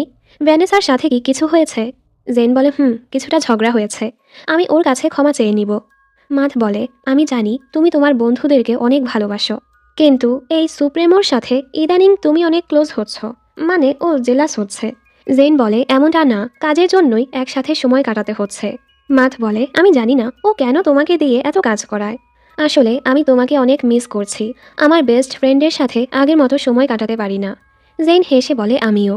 যাওয়ার সময় মা তোকে জিজ্ঞেস করে, আচ্ছা কে বেশি হ্যান্ডসাম, আমি নাকি ওই সুপ্রেমো? জেন বলে অবশ্যই তুমি। তখনই সুপ্রেমো এসে এসব কথা শুনে ফেলে, ও তো খুবই জ্বলে। আর জেনকে বলে তুমি দেরি করে ফেলেছ, জলদি ভেতরে আসো। জেন ভেতরে আসতেই সুপ্রেমো বলে আমি দেখেছি আমার কথা ছাড়া বাকি সব কিছুই তোমার কাছে গুরুত্বপূর্ণ, যেখানে আমার বলার সাথে সাথে তোমাকে উপস্থিত থাকার কথা। আর তুমি কোন সাহসে রোকসানের গায়ে হাত তুলেছ, জানো না ও এখানের কুইন? জেন বলে শুরুটা ও করেছে, কেউ আমার সাথে অন্যায় করলে আমি চুপ থাকবো না, সেটা হোক রোকসান বা সুপ্রেমো। সুপ্রেমো অবাক, আর শাস্তি হিসেবে ওকে 1 সপ্তাহের জন্য পুরো ক্যাফেটেরিয়া পরিষ্কার করতে বলে। জেইনের তো রাগ হয়, তবে ও এটা মেনে নেয়। ক্যাফেটেরিয়ায় যাওয়ার পথে সেলিন ওকে আটকে বলে তারা আসছে, খুব শীঘ্রই হামলা করবে। আর হ্যাঁ, তোমার বন্ধুদের মাঝেই একজন বিশ্বাসঘাতক আছে যে তোমাদেরকে ধোঁকা দিচ্ছে, তাই সাবধানে থেকো। জেইন চিন্তায় পড়ে যায়, আর ক্যাফেটেরিয়ায় এসে পরিষ্কার করতে থাকে, আর মনে মনে এসকে বকছিল। এস পেছন থেকে আসে আর ওর পরিবারের ব্যাপারে জিজ্ঞেস করে। জেইন অবাক, ও এখানে গল্প করতে এসেছ? যাই হোক, ও বলতে থাকে আমার মা খুবই কঠোর পরিশ্রমী, বড় বোন এলিসন সব কিছুতেই ভালো, অনেক সাহসী সুন্দরীও। আমাদের 2 বোনকে নিয়ে মা সবসময় চিন্তায় থাকে, আমি আমার পরিবারকে অনেক মিস করছি। এস ওর বন্ধুদের ব্যাপারেও জিজ্ঞেস করে। জেন বলে ওরা আমার দ্বিতীয় পরিবার, মিয়া হলো আমাদের গ্রুপের প্রাণ, দেব আর জিরোম মন খারাপের সময়ও হাসাতে পারে, আর ভেনেসা আসলে আমার থেকেও সাহসী, আর মাথ আমার সবচেয়ে কাছের আর বিশ্বস্ত বন্ধু। আমার ব্যাপারে তো শুনলে, এবার তোমারটা বলো। এস বলে আমারটা অনেক লম্বা কাহিনী, অন্য সময় বলবো। এর মাঝে জেইনের কাজও শেষ হয়ে যায়। এখন বাজে 6:40। জেইন ডর্মে ফিরছিল, ওর মনে হচ্ছিল কেউ ওকে ফলো করছে। তখনই লাল মাস্কের কয়েকজন ওকে কিডন্যাপ করে নিয়ে যায়। আসলে ও রোকস্যানকে মেরেছে, এজন্যই রেজ ওকে ধরে এনেছে। তখনই রেজ এসে ওকে চড় মেরে বলে তোমার সাহস কি করে হয় আমার কুইনকে মারার, তুমি কি কিছুতেই ভয় পাও না? তাই মনে হয় এবার তোমার বন্ধুদেরকেই হামলা করা উচিত। জেইনের তো অনেক রাগ হয়, আর বলে আমি ভালো করেই জানি তুমি আসল রেজ না। আমি একবার রেজকে দেখেছি, তাই আমি ভালো করেই বুঝতে পারছি তুমি সে না, যেটা সত্য কথা। এবার তো এই লোক ভয় পেয়ে যায়। আমি সবার সাথে সাথে রোকসানকেও বোকা বানিয়েছি, আর তুমি বুঝে ফেলেছ। তুমি যদি এটা সিক্রেট রাখো, আমি তোমাকে ছেড়ে দিব, আর তোমার বন্ধুদেরও কিছু করব না। জেন ভেবে বলে ঠিক আছে। এরপর ও জেনকে ছেড়ে দেয়। জেন বলে আমি তোমার সিক্রেট কাউকেই বলবো না, আর যাওয়ার সময় ওকে একটা চড়ও মেরে যায়, কারণ এই বেটা তো ওকে একটা চড় মেরেছিল। এরপর জেইন ডর্মে ফিরছিল, কিন্তু এতক্ষণে ব্লাডি নাইট শুরু হয়ে গেছে, আশেপাশে হাঙ্গামা চলছিল। জেইন ভয়ে পালাতে থাকে, কিন্তু কয়েকজন ওকে ধরে ফেলে। জেইন তাদের সাথে লড়াই করে জলদি ডর্মে পৌঁছায়, তবে একজন গেটটা ধরে ফেলে। জেইন কোনোভাবে দরজাটা আটকে দেয়। তখনই মাথ এসে ওকে সামলায়। জেইন অনেক ভয় পেয়ে গিয়েছিল। বাকিরাও চলে আসে। ভ্যানেসার রাগ হয়, তুমি কেন সবসময় আমাদেরকে চিন্তায় ফেলো? মাথ বলে এখন এমনটা বলো না। জেন বলে ভ্যানেসা ঠিকই বলছে, আর ওর কাছে মাফও চায়। ও বুঝতে পারে ওর এমন বেপরোয়া আচরণের কারণে সবাই অনেক চিন্তায় থাকে। ভ্যানেসা মিয়া ওকে জড়িয়ে ধরে, যাক জেইন তো ঠিক আছে। জিরোম বলে দেব কোথায়, ও তোমার সাথে ছিল না? ও তো এখনও ফিরেনি। ওরা আবারও চিন্তায় পড়ে যায়। জিরোম আর মাথ দেবকে খুঁজতে যেতে চাচ্ছিল। জেইন ওদের থামায়, বাহিরে যাওয়াটা খুবই রিস্ক, যদি তোমরাও সেখানে ফেসে যাও, তাই ভালো হয় আমরা দেবের জন্য এখানেই অপেক্ষা করি। চিন্তায় তো ওদের ঘুমই আসছিল না। অনেক রাতে দেব কিছুটা আহত অবস্থায় ফিরে আসে। ওরা বলে তুমি কোথায় ছিলে? দেব বলে ক্লাস শেষে আমি একটু হাওয়া খেতে গিয়েছিলাম, আর ব্লাডি নাইট শুরু হওয়াতে আমি একটা জায়গায় লুকিয়েছিলাম। আশেপাশে শান্ত হওয়ার পরই আমি ফিরে এসেছি, সরি তোমাদের চিন্তায় ফেলার জন্য, আর রুমে চলে যায়। ব্যাপারটা জেইনের আজব লাগে। রাতে জাগার ফলে সকালে ক্লাসের জন্য ওদের দেরি হয়ে যায়। ভ্যানেসা বলে আজ তো আমাদের পরীক্ষা, পরীক্ষা খারাপ করলে আমরা তো টপ 10-এ যেতে পারবো না, আর এখান থেকে বেরো হতে পারবো না। জেইন বলে চিল, কিচ্ছু হবে না। আসলে তো ও জানে পরীক্ষায় ভালো করুক বা না করুক, এতে ওরা টপ 10-এ যেতে পারবে না। যাদের কাছে পাওয়ার আছে তারাই টপ 10-এ যেতে পারে। যাই হোক, আমি যেভাবেই হোক আমার বন্ধুদের নিয়ে এখান থেকে বের হবই। মাত ওদের জন্য খাবার বানিয়েছে। সবাই তো খুশি খুশি খাবার খেতে থাকে। জেইনের এখনও দেবের উপর সন্দেহ হচ্ছিল। এরপর ওরা ক্যাম্পাসে আসে, যেখানের অবস্থা অনেক খারাপ ছিল। স্যার আলভারেজ জেইনকে ডাকে আর বলে, আজকে পরীক্ষা যে দিলে না? জেইন বলে, আমরা কি সেটা আবারও দিতে পারবো? উনি বলে, দরকার নেই, আমি তোমাদের পাশ করিয়ে দিব। এতে জেইন খুশি হয়। উনি বলে, তুমি এসবে ধ্যান না দিয়ে ল্যাবটা খুঁজে বের করো। জেইন বলে, আমি চেষ্টা করছি, তবে কোনো তথ্যই পাইনি। উনি বলে, তুমি শুধু নিজের দায়িত্বটা ঠিক করে পালন করো। সব কিছু জানতে হলে ওদের মতোই শয়তান হয়ে ওদের ভেতরেই ঢুকে পড়তে হবে। জেইন বলে, আমি এখনই মরতে চাই না, আমি শুধু আমার বন্ধুদের নিয়ে এখান থেকে বের হতে চাই। উনি বলে, তুমি সাবধানে থেকো। আজ রাতেও আরও ভয়ঙ্করভাবে ব্লাডি নাইট পার হয়। সকালে কিছু আহত ছাত্রছাত্রী জেনকে বলে, আমরা ভেবেছিলাম তুমিও সামান্থার মতোই হবে আর সব কিছু ঠিক হয়ে যাবে, কিন্তু তুমিও ওই শয়তানদের মতোই। জেন কিছুই বলতে পারে না। পরের দৃশ্যে ম্যাডাম ভায়োলেট আর ফ্রান্সেসকো এখানে আসে। ম্যাডাম ভায়োলেট বলে, আজ আমরা এখানে মৃত হেডমাস্টারের স্মরণের জন্য একত্রিত হয়েছি। মনে তো হচ্ছে এত বছর পর আমরা তার বানানো নিয়ম থেকে বের হতে পারছি। এ সময় একটা ছেলে চিল্লিয়ে বলে, আগের হেডমাস্টার মারা যায়নি, আপনারাই তাকে মেরে ফেলেছেন। উনি রেগে বলে, হ্যাঁ, আমরাই তাকে মেরেছি, এবার তোমাকেও মারব। আর এসএসজির দুজন ওকে ধরে নিয়ে যাচ্ছিল। ভ্যানেসা রেগে বলে, আগের হেডমাস্টারকে আপনারা মেরেছেন, তাহলে ও কেন শাস্তি পাবে? শাস্তি তো আপনাদের পাওয়ার কথা। উনি হেসে ভ্যানেসাকেও মারার আদেশ দেয়। জেন চিল্লিয়ে ওদের আটকায়, কেউ ভ্যানেসাকে হাতও লাগাবে না। ও কাউন্সিলের রুলসের আন্ডারে আছে, কেউ ওকে ছুলে খারাপ হয়ে যাবে। ম্যাডাম ভায়োলেট রেগে যায় আর বারবার ভুল করে ওকে সামান্থা বলছিল। জেন বলে, আমি কি ভুল কিছু বলেছি? এখানে কাউকে মৃত্যুদণ্ড দেওয়ার অধিকার একমাত্র সুপ্রেমোরই আছে। আমি এসএসজি সেক্রেটারি, আপনার মতামতে আপত্তি জানার অধিকার আমার আছে। ম্যাডাম ভায়োলেট সুপ্রেমোকে বলে, এক্ষুনি তোমার সেক্রেটারিকে শুধরাও। কিন্তু সুপ্রেমো উল্টো তালি বাজিয়ে বলে, ওর তো শাস্তি না, পুরস্কার পাওয়া উচিত। এই পর্যন্ত আমার যত সেক্রেটারি হয়েছে একমাত্র জেইনই বলতে পেরেছে এখানে মৃত্যুদণ্ড দেওয়ার অধিকার একমাত্র আমারই আছে। এতে ওনারা চুপ হয়ে যায়।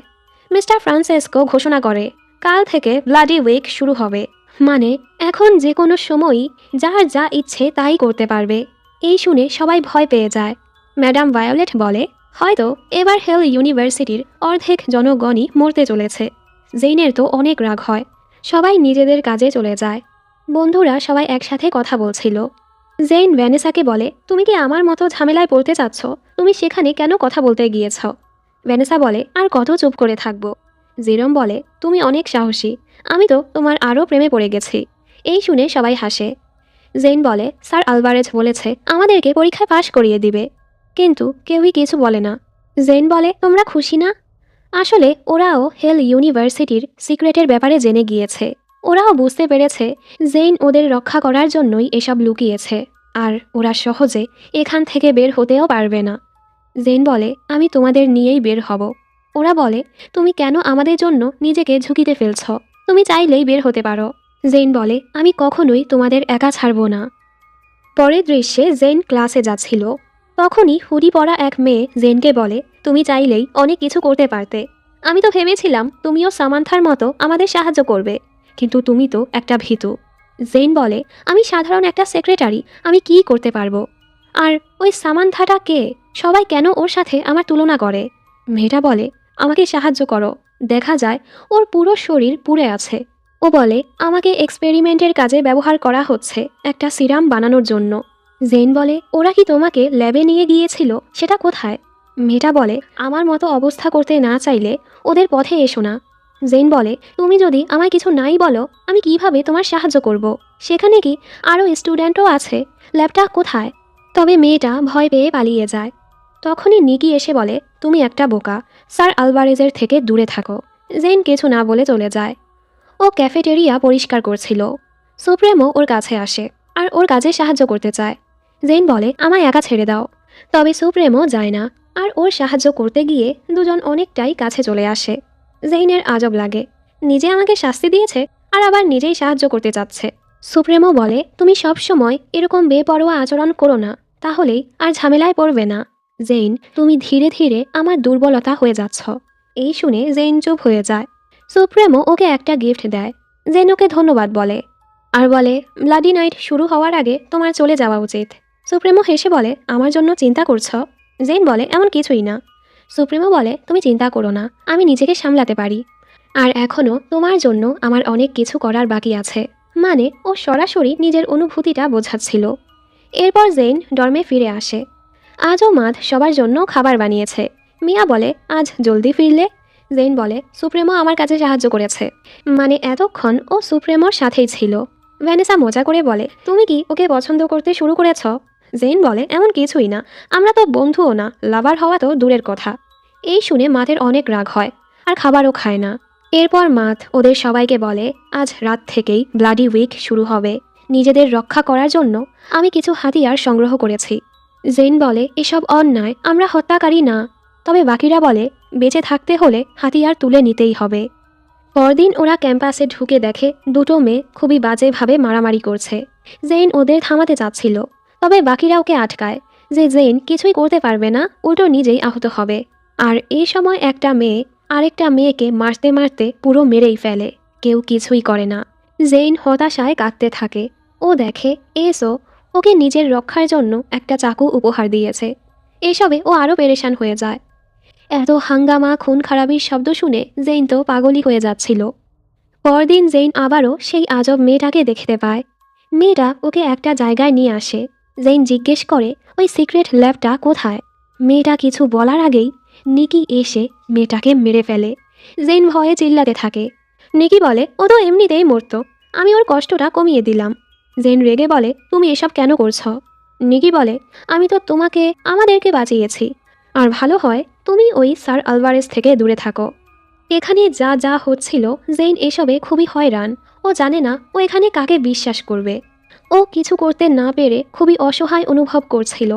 ব্লাডি উইকে তো এখানে অবস্থা আরও খারাপ হয়ে যায়। একজন টিচার এক ছাত্রীকে অনেক অপমান করছিল, পড়া বুঝতে পারছিল না এ কারণে। এতে মেয়েটা রেগে টিচারকে মেরেই ফেলে। আর কেউ কিছুই বলে না। এই ভয়ানক ঘটনা দেখে সবাই অবাক। সামনে আরও কি কি হতে চলেছে সেটা তো কেউ জানেও না। এসবে পেরেশান হলেও জেইন বন্ধুদের জন্য নিজেকে শক্ত করে। ওদেরকে তো এখান থেকে বের হতে হবে। জেইন এরপর সুপ্রেমোর সাথে ক্যাফেটেরিয়াতে ছিল আর ভাবে, ওর উপর আমার রাগ হয় যে ও ব্লাডি উইকটা আটকালো না। কিন্তু ও যেভাবে ম্যাডাম ভায়োলেটের সামনে আমাকে বাঁচালো, এতে আমি খুশি। ও কি আমাকে বন্ধু ভাবে? তখনই ওরা দেখতে পায় একটা ছেলেকে কেউ বিষ খাইয়ে দিয়েছে, যার অবস্থা খুবই খারাপ। সুপ্রেমো ওকে একটা নোটস দেয় যেখানে সকল ছাত্রছাত্রীদের নাম লেখা। সুপ্রেমো জেইনকে বলে ছেলেটার নামের জায়গায় ক্রস করে দিতে, মানে ছেলেটা মারা গিয়েছে। জেইন রেগে বলে, ও এখনও বেঁচে আছে, ওকে নার্সিং রুমে নিয়ে চলো। সুপ্রেমো বলে, এখন ওকে বাঁচিয়ে নিলে পরে ওর দুশ্মনরা ঠিকই ওকে মেরে ফেলবে, তাই সময় নষ্ট করছো কেন? আর এভাবে তুমি কয়জনকে বাঁচাতে পারবে? জেইনের খারাপ লাগে আর মনে পড়ে ও যখন ওই মেয়েগুলোকে আটকাতে চেয়েছিল তখন মা তো বলেছিল ওরা সবাইকে বাঁচাতে পারবে না, যেটা সত্য কথা। এজন্য জেইনও ছেলেটার নামের পাশে ক্রস করে দেয়। এ সময় স্যার আলভারেজ এখান দিয়ে যাওয়ার সময় জেইনের দিকে তাকালে সুপ্রেমো জিজ্ঞেস করে, ওনার সাথে তোমার কী সম্পর্ক?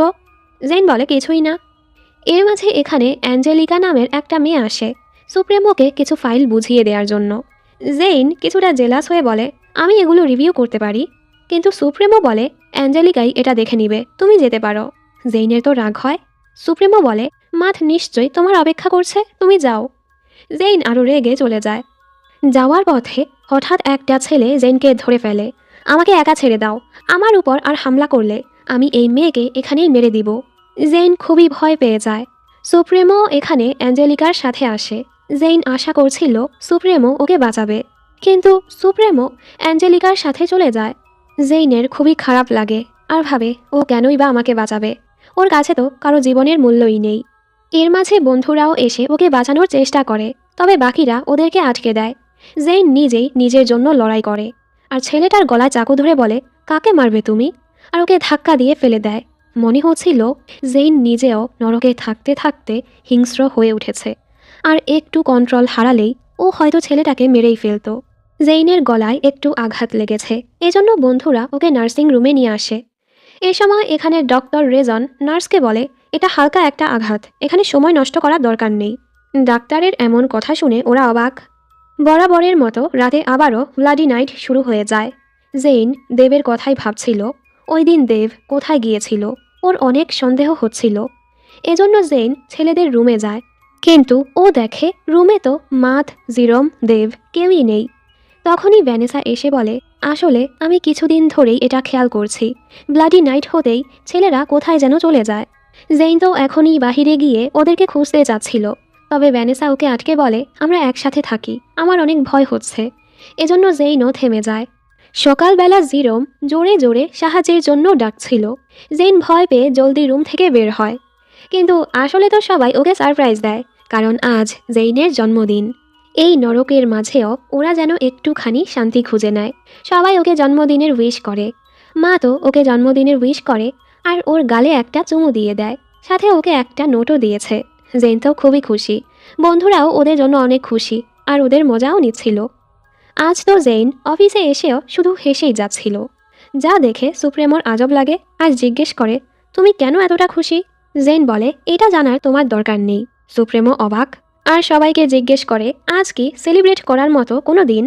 ওরা বলে, জানি না তো। সুপ্রেমো রেগে সবাইকে চলে যেতে বলে। জেইনও খুশি খুশি চলে যেতে নিলে সুপ্রেমো ওকে আটকায়। এত খুশি কেন তুমি? জেইন বলে, আমি কি হাসতেও পারবো না? আমি কেন হাসছি তা জানার চেষ্টা করে সময় নষ্ট না করে আশেপাশে যা ঘটছে সেসবে মনোযোগ দাও। সুপ্রেমো বিরক্ত হয়ে বলে, হ্যাঁ যাও এখান থেকে, আমাকে একা ছেড়ে দাও। জেইন বলে, যাচ্ছি তো। এরপর জেইন ভাবছিল, আমি কেন হাসছি, এতে তার সমস্যা কি? তার তো নিজের রাস্তায় চলা উচিত, যেমনটা কাল সে আমার সাহায্য না করেই চলে গিয়েছিল। এ সময় এখানে অ্যাঞ্জেলিকা আসে আর বলে, সুপ্রেমো ঠিকই বলেছে, গতকাল ও তোমার সাহায্য করতে চেয়েছিল, তবে ও নিজেকে আটকে দিয়েছে, কারণ তোমার উপর ওর বিশ্বাস ছিল। এসব বলে ও চলে যায়। ওর কথা শুনে জেইন অবাক হয়। এরপর জেইন ওর বন্ধুদের সাথে ছিল। তখনই সুপ্রেমো এসে জেইনকে ডেকে নিয়ে যায়। জেইন বলে, কি চাও তুমি? সুপ্রেমো বলে, তুমি তো আমাকে চিন্তায় মেরেই ফেলছিলে, যে তুমি কেন এতটা খুশি? আর ওকে আদর করে বলে, হ্যাপি বার্থডে জেইন। জেইন খুশি হয়। ও ভাবতো সুপ্রেমো ওর কেয়ারই করে না, কিন্তু সুপ্রেমো ঠিকই সবসময়ই ওর খবর রাখে, ওর কেয়ার করে। আর এই ছোট্ট একটা জিনিসে জেইন অনেক খুশি হয়ে যায়। তখনই হঠাৎ মাইকে ঘোষণা হয়। মিস্টার ফ্রান্সিসকো বলে, ব্লাডি উইকটা কি বোরিং লাগছে? তাহলে চলো এটাকে আরও এক্সাইটিং করার জন্য একটা গেম খেলা যাক।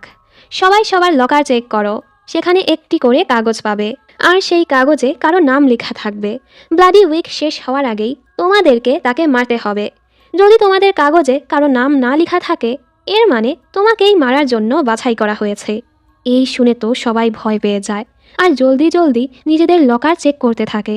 জেন তো অনেক ভয় পেয়ে যায় আর সুপ্রেমোকে জিজ্ঞেস করে, তুমি কি এ ব্যাপারে জানতে? সুপ্রেমো বলে, না। সবাই জলদি জলদি লকার খুলে। যাদের কাগজে কারো নাম ছিল তারা তো খুশি, কিন্তু যাদের কাগজে কোনো নাম ছিল না তারা কাঁদছিল, কারণ তাদেরকেই মরতে হবে। সুপ্রেমো জেনকে সামলায় আর ওকে লকারটা খুলতে বলে। জেন ঘাবড়েছিল। সুপ্রেমো বলে, আমি তোমার সাথে আছি, সবসময় তোমার পাশেই থাকবো। জেন বলে, কি হবে যদি আমার কোনো বন্ধুর নাম থাকে, যদি তোমার নাম থাকে? সুপ্রেমো বলে, আগে দেখো, এরপর আমরা ভাববো। জেন ধীরে ধীরে লকারটা খোলে, তবে ওর কাগজে কোনো নামই ছিল না, মানে জেইনকেই মারার জন্য বাছাই করা হয়েছে। সুপ্রেমোর ওর জন্য চিন্তা হয়। রাতে আবারও ব্লাডি নাইট শুরু হয়। চিন্তায় জেইনের ঘুমই আসছিল না। কাকে ওকে মারার জন্য টাস্ক দেয়া হয়েছে সেটা তো ও জানে না। এবার তো ওর নিজেকে রক্ষা করতে হবে। এই সময় শব্দ শুনে ও রুমের বাহিরে যায়। ও ছেলেদের রুমে গিয়ে দেখে রুমে তো কেউই নেই। এবার জেইন ভেবে নেয়, আজ ও বাহিরে গিয়ে দেখবে ওর বন্ধুরা আসলে কোথায় যায়, কী কারণেই যায়। এজন্য জেইন কালো পোশাক পরে বের হয়ে পড়ে। নিজের রক্ষার জন্য চাকুও নিয়ে নেয়। সামনেই ব্ল্যাক ব্লাড গ্যাংয়ের কিছু ছেলেদের দেখে জেইন জলদি লুকিয়ে পড়ে। এ সময় একটি বিড়ালের কারণে জেইন প্রায় ধরা পড়তেই যাচ্ছিল, তবে ছেলেগুলো ভাবে এমনিতেই বিড়ালের শব্দ হচ্ছে। ওরা কারো একজনের ব্যাপারে কথা বলছিল, যে সে কিছুদিনই হলো আমাদের গ্যাংয়ে জয়েন হয়েছে আর বস তাকে লিডার বানিয়ে দিচ্ছে। বসের তো উচিত ছিল আমাদের মাঝের কাউকে বাছাই করা। আরেকজন বলে, বসের তার উপর বিশ্বাস আছে, তাই আমরা আর কি করব। চল চল জলদি যাই, আর না হয় বস রেগে যাবে। জেইনও ওদের পিছু যেতে নিচ্ছিল, তখনই কালো মাস্কের একটা মেয়ে এসে ওকে আটকে দিয়ে বলে, আমি চাই তুমি সব কিছু দেখো। এর সাথে কাহিনী ফ্ল্যাশব্যাকে যায়। যখন মিস্টার ফ্রান্সিসকো ঘোষণা করেছিল লকারের নোটে যার নাম লেখা থাকবে তাকে মারতে হবে, আর কোনো নাম না থাকলে তাকেই মারার জন্য বাছাই করা হয়েছে। এসবে সবাই যখন চিন্তায় ছিল, সেই রাতে মা তো পেরেশানিতে ড্রিঙ্ক করছিল। জেন বলে, তুমি খুবই মাতাল হয়ে গেছ। মাত বলে, তাতে কি হয়েছে, এরপরও তো আমি জানি তুমি অনেক সুন্দর। জেন বলে, আমাদের জীবন ঝুঁকিতে আর তুমি মাতাল হয়ে পড়ে আছো। আর তোমার লকারে কার নাম ছিল? মাত বলে, এসবে আমি পাত্তা দেই না। আসলে কারো কিছুতেই আমার কিছু আসে যায় না। আমি শুধু একজনকেই চাই। জেইন, তুমি কি আমার কুইন হবে? জেইন বলে, তুমি অনেক মাতাল হয়ে গেছো, চলো ঘুমাবে। এই সময় ও খেয়াল করে মাদের শরীরে অনেক আঘাতের চিহ্ন। জেইন বলে, এটা কিভাবে হলো? মাত বলে, স্ট্রেস টেস্ট করতে গিয়ে এমনটা হয়েছে, চিন্তা করো না। যদিও ব্যাপারগুলো সন্দেহজনক, এরপরও জেইন ওর বন্ধুকে বিশ্বাস করে আর মাতকে সামলে বিছানায় নিয়ে শুয়ে দেয়। জেইন ওর মনটা ভালো করতে গল্প শোনায়, কিছুটা সিন্ডারেলার গল্পের মতো, আবার নিজেও কিছুটা মিক্স করে। ও বলে, একটা মেয়ে ছিল যে ফেমাস ছিল না, ধনীও ছিল না, তবে খুবই দয়ালু মনের ছিল। একটা সময় তার সৎ মা আর দুটো সৎ বোন হয়। তারা মেয়েটাকে খুবই অত্যাচার করত, যে কারণে একটা সময় মেয়েটা ইনসিকিউর হয়ে পড়ে, নিজেকে তুচ্ছ মনে করতে থাকে যে ওর কোনো মূল্যই নেই। কিন্তু এক রাতে তাদের গ্রামে একটা নাচের অনুষ্ঠান হয়। যদিও সেখানে যাওয়ার জন্য মেয়েটার অনুমতি ছিল না, এরপরও মেয়েটা সেখানে যায়। মাত বলে, সেখানে প্রিন্স কে ছিল? জেন বলে, মাত। আর সেই অনুষ্ঠানেই মেয়েটার সাথে ছেলেটার দেখা হয়েছিল। সারা রাত তারা নেচেছে, আর সেই সময়টার জন্য মেয়েটা নিজেকে অদৃশ্য মনে করেনি। তবে মেয়েটাকে 12টার আগেই বাসায় ফিরতে হবে, এই জন্য মাতের মনটা খারাপ হয়েছে। তবে এরপরও তারা তাদের সুন্দর সময়টুকু নষ্ট করে না। তারা কোনো কিছুর পরোয়া না করে নিজেদের সময়টুকু এনজয় করেছে। আসলে এসব বলে জেইন ওর মনটা ভালো করার চেষ্টা করছিল, আর এটাও বোঝাচ্ছিল যখন থেকে জেইনের জীবনে মাত এসেছে, জেইনও খুশি থাকতে শুরু করেছে। মাত বলে, তারা এত সহজে প্রেমে পড়ে গেল। গল্পটা সুন্দর, তবে বাস্তবতা অন্যরকম। যদিও মেয়েটা ছেলেটার সাথে অনেক সময় ধরে ছিল, কিন্তু একটা সময় মেয়েটার সাথে নতুন একজনের দেখা হয়, আর মেয়েটা তার প্রেমে পড়ে যায়। এটা সত্যি, তাই না জেইন? আসলে ও এর কথা বলছিল। জেইন তো চুপ হয়ে যায় আর বলে, তোমার রেস্ট নেওয়া উচিত। ও চলে যেতে নিলে মাত ওকে আটকে বলে, প্রমিস করো আমাকে, তুমি যদি কখনো সত্যিকার কাউকে ভালোবাসো, তাহলে তুমি আর নিজেকে আটকে রেখো না, মন খুলে তাকে ভালোবেসো। জেন বলে, তুমি এমনটা কেন বলছো? মাত বলে, কারণ আমি তোমাকে দুঃখী দেখতে চাই না, তোমাকে খুশি দেখতে চাই। জেন বলে, আমার মনে হয় না আমি এরকম কিছু করতে পারবো, আর ওকে ঘুমাতে বলে চলে যায়। পরদিন সকালেও বরাবরের মতো অনেকজন আহত ছিল। হঠাৎ জিরম এসে দুষ্টুমি করে জেনকে ভয় দেখিয়ে দেয়। এ সময় ওরা দেখে ভ্যানেসা লিয়ামের সাথে হেসে হেসে কথা বলছে। মনে হচ্ছিল ওদের মাঝে তো কিছু চলছে। জিরমও কিছুটা জেলাস হয়। জেন জিজ্ঞেস করে, তোমার লকারের নোটে কার নাম লেখা ছিল? জিরম বলে, অচেনা একজনের, আর ব্যাপারটা সিক্রেটই থাকা ভালো, তাই না? জেন বলে, তুমি কি তাকে মারতে পারবে? জিরম বলে, নিজেকে বাঁচাতে হলে তাকে তো মারতেই হবে, আর হেসে ব্যাপারটা উড়িয়ে দেয়। জিরম বলে, তোমার লকারে কার নাম ছিল? জেন চুপ হয়ে যায়। জিরম ব্যাপারটা বুঝতে পারে আর জিজ্ঞেস করে, মাত এ ব্যাপারে জানে? জেন বলে, ও মাতাল ছিল, কিভাবে বলতাম। তখনই ওরা সামনে মিয়াকে দেখতে পায়। হঠাৎ একটা মেয়ে এসে মিয়ার উপর হামলা করে দেয়, কারণ মেয়েটার লকারে মিয়ার নাম লেখা ছিল, মানে মেয়েটাকে বাঁচার জন্য মিয়াকে মারতে হবে। জেইন আর জিরম জলদি ওকে আটকাতে যায়। মিয়াও রেগে মেয়েটার উপর হামলা করতে চাচ্ছিল। জিরোম আর জেইন ওদের থামানোর চেষ্টা করে। মেয়েটা তো মিয়াকে মারার চেষ্টা চালিয়েই যাচ্ছিল। এই সময় মিয়াও কুটা নিয়ে মেয়েটাকে অনেক আঘাত করে। ওরা তো অবাক। মিয়া যখন বুঝতে পারে ও কি করে ফেলেছে, ও পুরো স্তব্ধ হয়ে যায়। মেয়েটা কি বেঁচে আছে? মিয়ার অবস্থাও অনেক খারাপ হয়ে যায়। জেন বলে, তুমি শুধু নিজেকে বাঁচানোর চেষ্টা করেছ। ওরা মেয়েটাকে ছেড়েই জলদি মিয়াকে নিয়ে নার্সিং রুমে যায়। কিন্তু ম্যাডাম ভায়োলেটের আদেশে নার্সিং রুম বন্ধ করে দেওয়া হয়েছে। ওদের অনেক অনুরোধেও নার্স দরজাটা খোলে না। মিয়ার অবস্থা অনেক খারাপ। জেইন ওদেরকে মিয়াকে সামলাতে বলে জলদি এসএসজি অফিসে যায় আর এসকে অনুরোধ করে, প্লিজ নার্সিং রুমটা খুলে দাও, আমাদের সাহায্য করো, আর না হয় মিয়া মারা যাবে। এস বলে, এসবের জন্য আমার কাছে সময় নেই, আমি তোমার সাহায্য করতে পারবো না। এবার তো জেইন বের করে এসকেই ধমকায়।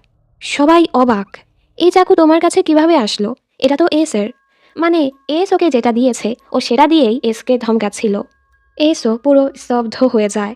তুমি নাম্বার 1 রুল ভঙ্গ করছো, এর পরিণতি কী হতে চলেছে তোমার ধারণাও নেই। জেন বলে, তুমি শুধু নার্সিং রুমের দরজা খুলে দাও, শুধু মিয়া না, অনেকেই আহত হয়ে পড়ে আছে, তাই সাহায্য করো। একমাত্র তোমার কাছেই এসব কিছু বন্ধ করার পাওয়ার আছে। এস বলে, আমিও ম্যাডাম ভায়োলেটের আদেশ অমান্য করতে পারি না, তবে আমি শুধু তোমার সাহায্যই করতে পারবো, বাকিদেরটা পারবো না। কিন্তু মনে রেখো, এটা ফ্রি না। জেন বলে, আমার কিচ্ছু আসে যায় না, এর পরিণতি কি হবে? এস বলে, ঠিক আছে চলো, আর এটা নিজের কাছেই রাখো। মাত্র যা করেছ, এখন থেকে তোমার এটা আরও প্রয়োজন পড়বে। এরপর এস গিয়েই নার্সকে বলতেই নার্স দরজাটা খুলে দেয়। নার্স বলে, ম্যাডাম ভায়োলেটের আদেশের কি হবে?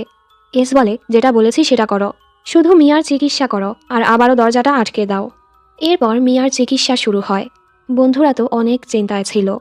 পরের দৃশ্যে দেখানো হয় পুরো ক্যাম্পাসে মারামারি চলছে, কারণ সবাই নিজেদের বাঁচানোর জন্য নিজেদের টাস্ক অনুযায়ী তাদের টার্গেটকে মারার জন্য উঠে পড়ে লেগেছে। ব্ল্যাক ব্লাড গ্যাং আর ডেভিল গড ওয়ারিয়র গ্যাংয়ের মাঝেও মারামারি চলছিল। এখানে এস জেইনের কাছে আসে। জেইন বলে, যা শাস্তি দেওয়ার আমাকে দাও, তবে আমার বন্ধুদের এসবে জড়িও না। এস বলে, তুমি সবসময় এতটা কেয়ারলেস কেন? জেইন বলে, চলো সাইডে গিয়ে কথা বলি। এস ওর হাত সরিয়ে বলে, এভাবে আমাকে টেনে টেনে নিয়ে যাওয়াটা কি তোমার অভ্যাস হয়ে গেছে? একমাত্র তুমি আমার সাথে এমন আচরণ করো। জেন বলে, আমার শাস্তির ব্যাপারে বলো, আমাকে কি 2 মাসের জন্য ক্যাফেটেরিয়া পরিষ্কার করতে হবে, নাকি পুরো ক্যাম্পাসটা 1 সপ্তাহের জন্য পরিষ্কার করতে হবে? এস বলে, না, তোমার শাস্তি মৃত্যু। জেন চুপ হয়ে যায়। এস বলে, আমি তোমাকে শনিবার পর্যন্ত সময় দিচ্ছি মুক্ত হয়ে বাঁচার জন্য, তোমার যা ইচ্ছে তাই করো, কিন্তু শনিবার রাতে তোমাকে এখানেই ফিরে আসতে হবে। হেল ইউনিভার্সিটি একটা ব্যালেন্সের মাঝে চলে, এখানে নিয়ম আছে। তুমি সুপ্রেমোকে থ্রেট করেছ, আর একমাত্র মৃত্যুই হচ্ছে এর ভর্তুকি। সরি, এখানে আমার কিছুই করার নেই। জেইন ওর বন্ধুদের বাঁচানোর জন্য মৃত্যুটাকেও মেনে নেয় আর বলে, দয়া করে এটা আমার বন্ধুদের জানিও না। এস বলে, ঠিক আছে। কাহিনী আসে বর্তমানে, যখন মেয়েটা বলে, আমি চাই তুমি সব কিছু দেখো, আর জেইনকেও একটা কালো মাস্ক দেয়। আসলে মেয়েটা হলো নিকি।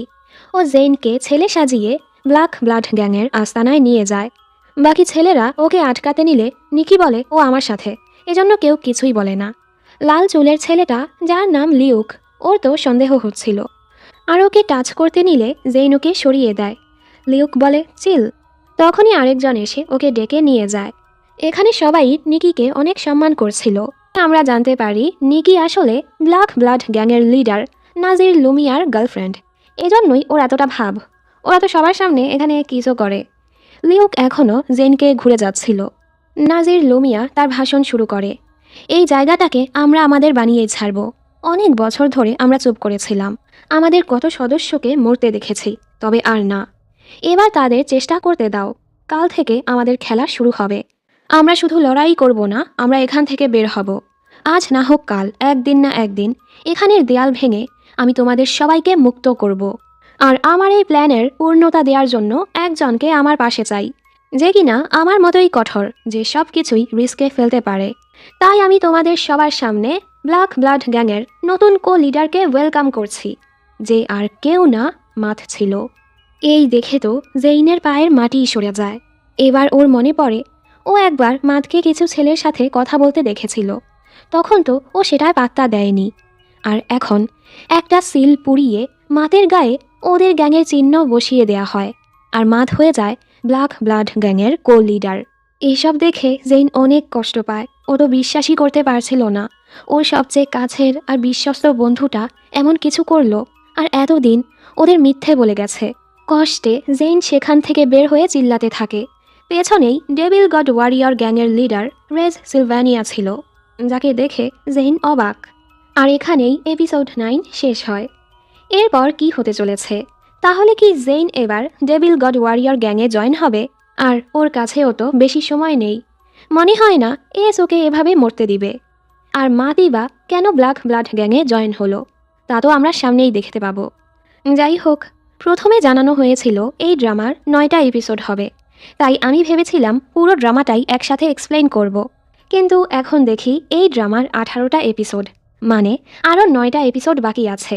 প্রতি সপ্তাহে মাত্র একটি করে এপিসোড আসে, আর বাকি সব এপিসোড আসতে আসতে জুনের 4 তারিখ। এখন তোমরা কি বাকি এপিসোডগুলোর এক্সপ্লেনেশন আমার থেকে শুনতে চাও? তাহলে বাকি 9টি এপিসোড আমি আরেক পার্টে নিয়ে আসব। কিন্তু এর জন্য অনেক দেরি হবে, মানে জুনের 4 তারিখের পর। তোমাদের ভালো সাড়া পেলেই আমি পরের পার্ট নিয়ে আসব।